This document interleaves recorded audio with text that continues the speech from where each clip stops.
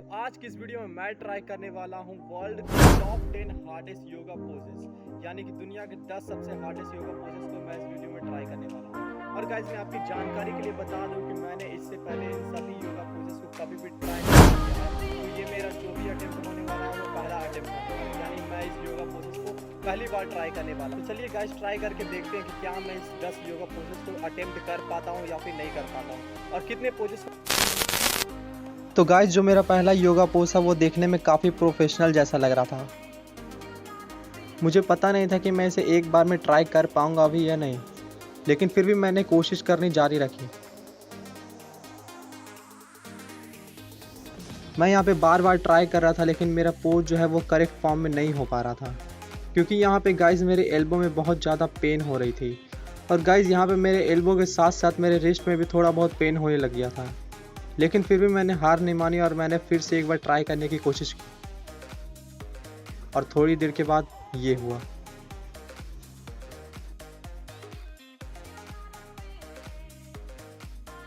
तो गाइज मैंने अपना पहला पोज पूरी तरीके से कंप्लीट कर लिया। अब बारी थी दूसरे योगा पोज की। तो गाइज ये जो दूसरा पोज है ये देखने में मुझे बहुत ईजी लगा, इसलिए मैंने इसे पहली बार में ही कर लिया, क्योंकि गाइज मेरे हैमस्ट्रिंग पहले से ही बहुत स्ट्रॉन्ग थे। तो ये पोज करने के लिए आपके हैमस्ट्रिंग का स्ट्रॉन्ग होना बहुत ज़रूरी था, तो मैंने इसे एक ही बार में कंप्लीट कर लिया। अब बारी थी तीसरे योगा पोज की। ये पोज गाइज मुझे देखने में काफ़ी डिफ़िकल्ट लग रहा था। मुझे पता नहीं था कि मैं इसे कर पाऊँगा भी या नहीं, लेकिन मैंने फिर भी कोशिश करनी जारी रखी और मैं अपने दोनों पैरों से इसे ट्राई करने की कोशिश कर रहा था। लेकिन गाइज इसके लिए आपके पैर का फ्लेक्सिबल होना पूरी तरीके से बहुत ज़रूरी है, और इसे मुझे अपने सर के पीछे ले जाने में बहुत डिफ़िकल्टी का सामना करना पड़ रहा था। एक बार के लिए गाइज मैं इसे अपने सर के पीछे ले भी जा सकता था, लेकिन इसे एक पैर पे बैलेंस करना मेरे लिए ऑलमोस्ट डिफ़िकल्ट के बराबर था। फिर भी गाइज मैंने थोड़ा और ट्राई करने की कोशिश की, पर मैं इस पोज को करने में नाकाम रहा और मैं इसमें पूरी तरीके से फेल हो गया। अब बारी थी चौथे योगा पोज की। गाइज ये पोज भी देखने में मुझे थोड़ा डिफ़िकल्टी लग रहा था, क्योंकि इसमें हाथों पे बैलेंस करना बहुत ही मुश्किल था और मैंने इसे कभी भी ट्राई नहीं किया था, इसलिए मुझे अपने हाथों पे बैलेंस करने में डर भी लग रहा था कि कहीं मैं आगे ना गिर जाऊं। पर गाइज मैं जब भी ट्राई करता मैं आगे बार बार गिर ही जाता था।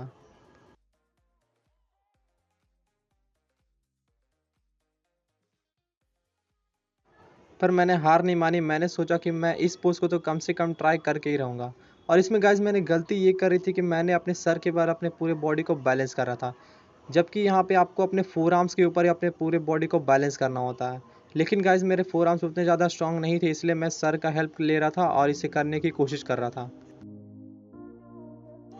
इसी वजह से गाइज जब भी मैं अपने सर के बल खड़े होने की कोशिश करता मैं अनबैलेंस होकर आगे की ओर गिर जाता था। पर गाइज मैंने सोचा कि मैं इस पोज को कम से कम ट्राई करके ही रहूँगा, क्योंकि गाइज ये बहुत ही एडवांस लेवल का था और मैं इसे एक बार ट्राई करना ही चाहता था। मैं इसे कम से कम 2 से 3 सेकंड तक होल्ड करने की कोशिश कर रहा था, पर मैं बार बार नाकाम हो रहा था, जिस वजह से मुझे डिमोटिवेशन मिल रहा था। मैंने सोचा कि मैं इसे 2-3 बार और ट्राई करूँगा, लेकिन गाइज यहाँ पे मेरे हेड में भी बहुत ज़्यादा पेन होने लग रहा था, क्योंकि मैं इसे कम से कम 10 मिनट से ट्राई कर रहा था, पर मैं हर बार ही फेल हो जा रहा था। और अंत में गाइस आखिरकार मैं इस पोज को नहीं कर पाया और मैं इस योगा पोज को करने में भी फेल हो गया। अब बारी थी पांचवी योगा पोज की। ये पोज भी गाइस मुझे देखने में इजी लग रहा था, क्योंकि इसमें भी आपके हैमस्ट्रिंग का जोर आने वाला था। तो गाइस मैंने इसे भी एक ही बार में अटेम्प्ट में कंप्लीट कर लिया। और गाइस इस पोज को होल्ड करने में मुझे काफ़ी अच्छा फील हो रहा था, क्योंकि गाइस इस पोज को होल्ड करने से हमारे ब्रेन में जो ब्लड सर्कुलेशन होता है वो बहुत ही तेज़ हो जाता है, जिससे हमारे ब्रेन का जो थिंकिंग पावर होता है वो बढ़ जाता है। तो गाइस मैं इसे ज़्यादा देर तक होल्ड करने की कोशिश कर रहा था। अब बारी थी छठी योगा पोज की। तो गाइस ये पोज बिल्कुल चौथे योगा पोजेस की तरह था, सेम जैसा। इसमें भी आपको गाइस अपने फोर आर्म्स के अपने बॉडी को बैलेंस करना था, लेकिन गाइस इसमें आपको अपने पैरों को फैला करके रखना होता है। मैंने सोच लिया कि मैं कम से कम इस पोज को तो ट्राई करके ही रहूँगा, तो मैंने पूरी कोशिश की अपने फोर आर्म्स के ऊपर बैलेंस करने की। तो गाइज़ मैं यहाँ पर भी फेल हो रहा था, लेकिन गाइज़ मैंने यहाँ पे एक दिमाग लगाया। मैंने सोचा कि मैं क्यों ना वॉल के सपोर्ट के सहारे इस पोज को ट्राई करूँ और कम से कम 2 से 3 सेकंड तक तो होल्ड कर ही सकूँ। तो गाइज़ मैंने अपना जो लेफ़्ट पैर होता है वो दीवार के ऊपर रखा और राइट पैर को पीछे करने की कोशिश की, ताकि मैं इस पोज़ को अच्छी तरीके से परफ़ॉर्म कर पाऊँ। बट गाइज़ ये टेक्नीक लगाने के बाद भी मैं इस पोज़ को अच्छी तरीके से परफ़ॉर्म नहीं कर पा रहा था। क्योंकि गाइज़ यहाँ पे वो सेम बात आ जाती है आपके फोर आर्म्स का पूरी तरीके से स्ट्रॉन्ग होना, जिससे आप अपने पूरे बॉडी वेट को संभाल सको। तो गाइज़ मैं इस पोज़ को ट्राई करने में भी फ़ेल हो गया। ओके, जो नेक्स्ट पोज़ था वो काफ़ी ईज़ी लग रहा था। इसमें अपने पैरों को सिर्फ स्प्लिट करके रखना था और अपने हाथों को ऊपर जोड़ करके रखना था। तो गाइज़ ये भी मैंने पहले अटेम्प्ट में ही पूरी तरीके से कंप्लीट कर लिया, क्योंकि गाइज़ मेरे पैर जो है वो पहले से ही फ्लेक्सिबल थे। ओके, तो जो नेक्स्ट पोज़ था वो गाइज़ बिल्कुल एक क्रैब की तरह अपने बॉडी को होल्ड करना था। तो गाइज़ ये भी पोज़ मुझे देखने में आसान ही लगा, क्योंकि गाइज़ इसमें आपको एल्बो का सपोर्ट पूरी तरीके से मिलता है। तो मैं इस पोज़ को भी पूरी तरीके से कंप्लीट कर पाया। ओके गाइज़, तो ये पोज़ जो था वो मुझे सबसे ज़्यादा डिफ़िकल्ट लगने वाला था, क्योंकि गाइज़ इसमें आपको अपने पूरे बॉडी को अपने सर पे बैलेंस करना होता है। तो गाइज़ मेरे सर में बहुत ज़्यादा दर्द होने लग रहा था, क्योंकि गाइज़ मैं अपने साथ योगा मैट लेकर नहीं आया था।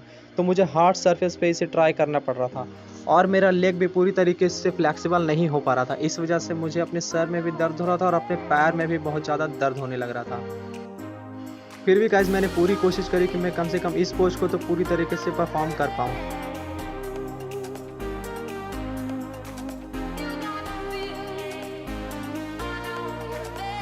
बट गाइस मेरे सर में एक्सट्रीम पेन होने के कारण मैं इस पोज़ को ज़्यादा देर तक परफॉर्म नहीं कर पाया और अंत में गाइस मैंने इसे गिव अप कर दिया और मैं इस पोज़ को करने में भी फेल हो गया। तो गाइस फाइनली मैंने सारी योगा पोजेस ट्राई की और इसे ट्राई करने के बाद मुझे पता चला ये एक दिन के बस के बात नहीं। मैंने गाइस इसे एक दिन में अटेम्प्ट करने की कोशिश की। तो गाइस इसके लिए कम से कम 1 महीने का टाइम तो चाहिए होता है, लेकिन मैंने इसे एक दिन में करने की कोशिश की और मैं 5-6 योगा पोजेस को ही कर पाया। गाइस इसमें 3-4 पोजेस को करने मुझे सबसे ज़्यादा डिफ़िकल्टी हुई और जो सबसे ज़्यादा डिफ़िकल्टी हुई गाइस वो मुझे जो हाथ पे रख करके जो सर के बल खड़े होना था वो मुझे सबसे ज़्यादा डिफ़िकल्ट लगा गाइस, क्योंकि उसमें आपके हैंड का बैलेंस होना बहुत ज़रूरी था। ऑलराइट गाइस, अगर आपको ये वीडियो पसंद आई होगी तो लाइक कीजिएगा और चैनल पर नए हो तो सब्सक्राइब कीजिएगा, क्योंकि मैं ऐसी अमेजिंग वीडियो लाता रहूँगा। ऑलराइट गाइस, मैं जानता हूँ कि आप लोग सोच रहे हो कि 10वां योगा पोज़ कहाँ गया। तो गाइस आप जिस पोज़ में बैठ करके इस वीडियो को देख रहे हो यही तो है वो 10वां योगा पोजेस। क्योंकि गाइस आसान थोड़ी होता है एक ही पोज़ में बैठकर इतने घंटों तक लगातार फ़ोन को देखे जाना। इसलिए गाइस बस सिर्फ वीडियो को ही ना देखें, आप इसे अपने रियल लाइफ में भी ट्राई कीजिए और अपने बॉडी को फिट बनाइए।